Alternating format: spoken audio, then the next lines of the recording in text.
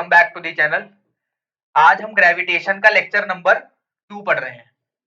पिछले लेक्चर में हमने gravitational force, universal law of gravitation और इस लेक्चर में हम पढ़ेंगे क्या न्यूटन का थर्ड लॉ एप्लीकेबल है ग्रेविटेशनल फोर्स पर और फ्री फॉल। ठीक है, तो मैं आपसे एक रिक्वेस्ट करना चाहता हूँ जो मैंने पिछले लेक्चर में भी करी थी कि जब भी आप इस लेक्चर को देखें तो कॉपी पेन साथ लेके देखें, इसको एक मूवी की तरह ना देखें। ठीक है, तो चलिए आज का लेक्चर स्टार्ट करते हैं। तो न्यूटन का थर्ड लॉ क्या कहता है? न्यूटन का थर्ड लॉ कहता है ये एक ऑब्जेक्ट 1 है, ये एक ऑब्जेक्ट 2 है। जितना फोर्स ऑब्जेक्ट 1 ऑब्जेक्ट 2 पर लगा रहा होगा उतना ही फोर्स ऑब्जेक्ट 2 ऑब्जेक्ट 1 पे लगा रहा होगा। क्या? If an object exert a force on another object then second object exert an equal and opposite force.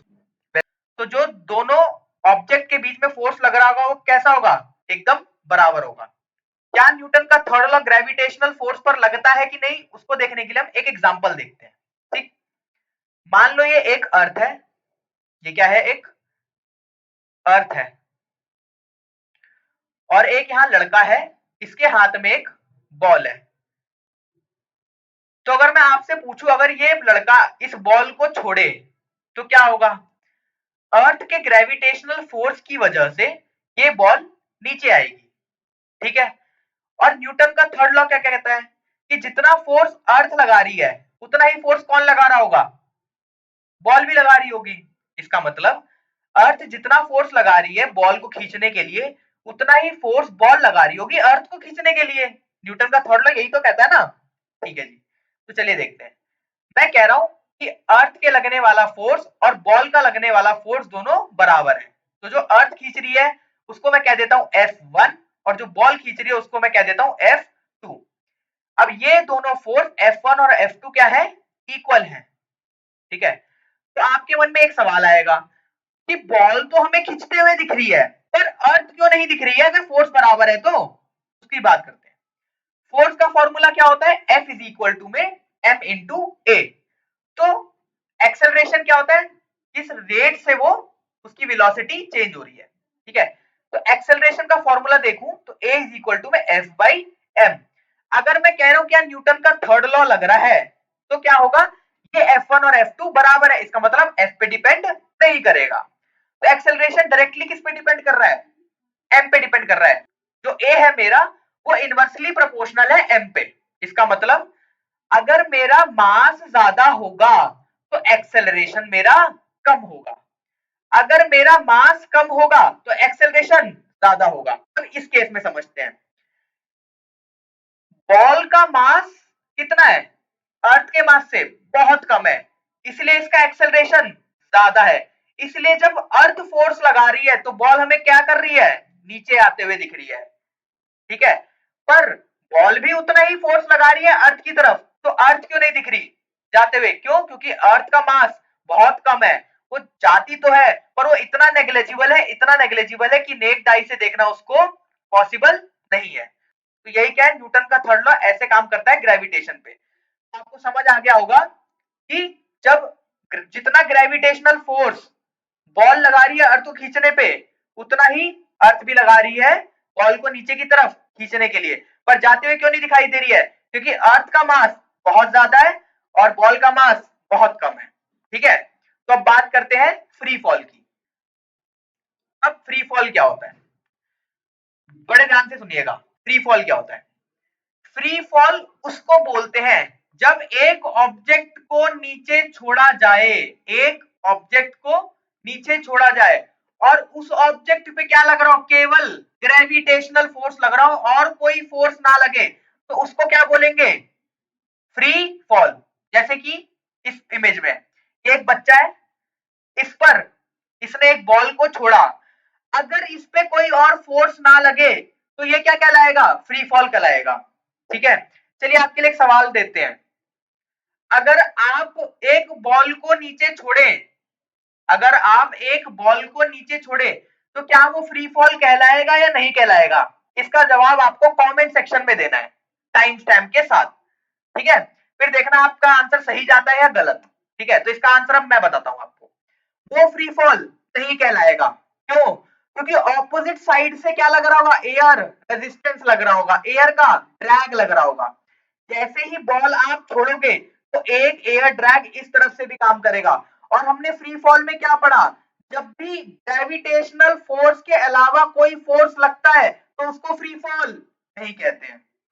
इस ड्रैग को आप और कैसे महसूस कर सकते हो, जब आप बाइक में जाते हो तो बाइक की जितनी स्पीड होती है उतनी हवा हमारे चेहरे पर लग रही होती है, तो हम एयर रेजिस्टेंस को महसूस कर सकते हैं। ये वही एयर रेजिस्टेंस है, ये वही एयर रेजिस्टेंस है। ठीक है, अब चलो आपके लिए एक सवाल और लेके आते हैं। आपके पास है एक हैमर, आपके पास एक है हैमर और एक है फेदर जो पंख होता है। अगर आप इन दोनों को नीचे ड्रॉप करो सेम हाइट से और सेम टाइम पे, तो कौन नीचे आएगा, हैमर नीचे आएगा। अब आप कहोगे भैया इसका मास बहुत ज्यादा होता है हैमर का, इसीलिए ये जल्दी नीचे आ जाएगा। ठीक है, मैं आपको अभी गलत प्रूफ करता हूं। कैसे, आप दो पेपर लो सेम कॉपी के, ये एक पेपर लिया, इसका नाम दिया P1 और एक ये पेपर लिया P2।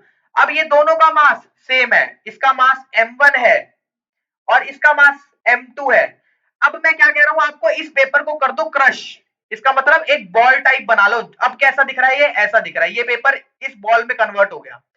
अब इन दोनों को छोड़ोगे तो ये M1 वाला जो मास, जिसका मास था जो पेपर 1 था, तो पहले आ जाएगा। अब मैंने आपकी बात गलत प्रूफ कर दी। कैसे, जब दोनों का मास सेम था तो दोनों को सेम टाइम पे आना चाहिए था। भाई दोनों का मास सेम है ना, तो दोनों को सेम टाइम पे आना चाहिए था, पर M1 वाला जो P1 वाला पेपर था वो पहले पहुंच जाएगा। ऐसा क्यों हुआ, क्योंकि इसका सरफेस एरिया कम है। सरफेस एरिया कम होने की वजह से जो ड्रैग लग रहा होगा वो कम है, इस पर ड्रैग लगने जो एयर रेजिस्टेंस लग रहा है वो कम है और इस पर ज्यादा है, इसलिए देर में नीचे आएगा, इसलिए ये देर में नीचे आएगा। इसको एक एग्जांपल से और समझते हैं। मैंने दो बॉल बनवाई है, एक बॉल B1 और एक बॉल B2। ये एकदम हूबहू दिखती है, मतलब जितना मास, मतलब जितना रेडियस इसका है B1 का है उतना ही रेडियस B2 का है। फर्क क्या है, इनके मटेरियल में फर्क है, एक बनी है प्लास्टिक की, एक बनी है आयरन की। ये आयरन की बनी है और ये प्लास्टिक की बनी है। जब मैं इन दोनों को ड्रॉप करूंगा सेम टाइम पर और सेम हाइट से, तो ये दोनों सेम टाइम पर नीचे आएगी, ये दोनों सेम टाइम पर नीचे आएगी। तो मैं क्या कह सकता हूं कि फ्री फॉल में कोई भी चीज मास पर डिपेंड नहीं करती है। इसको और एक और एग्जांपल से समझते हैं। आपके पास ये एक बिल्डिंग है 15 फ्लोर की, मान लो। कितने फ्लोर की, 15 फ्लोर की। इसमें से आपने सब आदमियों को बाहर निकाल दिया और एक कैमरा लगा दिया।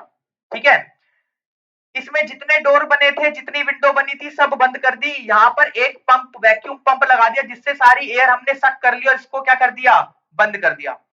अब यहां से अगर हैमर और फेदर को नीचे फेंका जाए सेम टाइम पे, तो क्या होगा, हैमर और ये सेम टाइम पर नीचे आएंगे। इनका नीचे आने का समय सेम होगा, 0.001 का भी फर्क नहीं होगा और ह्यूमन एरर ना हो तो। इसका मतलब फ्री फॉल किस पे डिपेंड नहीं करती, मास पर डिपेंड नहीं करती। आपको बात इतनी समझ आ गई। अच्छा, ये अर्थ है, ये एक बॉल है, ये नीचे की तरफ अर्थ इसको खींच रही है, तो इसका कुछ एक्सेलरेशन होगा। क्या होगा, इसका कुछ एक्सेलरेशन होगा।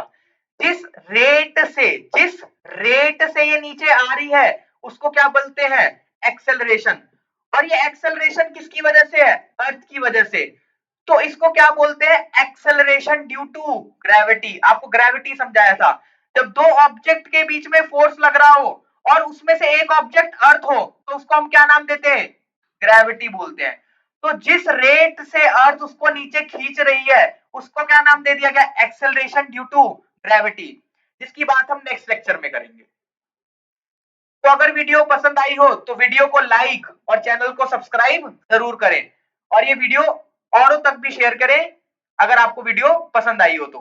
वीडियो देखने के लिए हृदय से प्रेम पूर्वक धन्यवाद।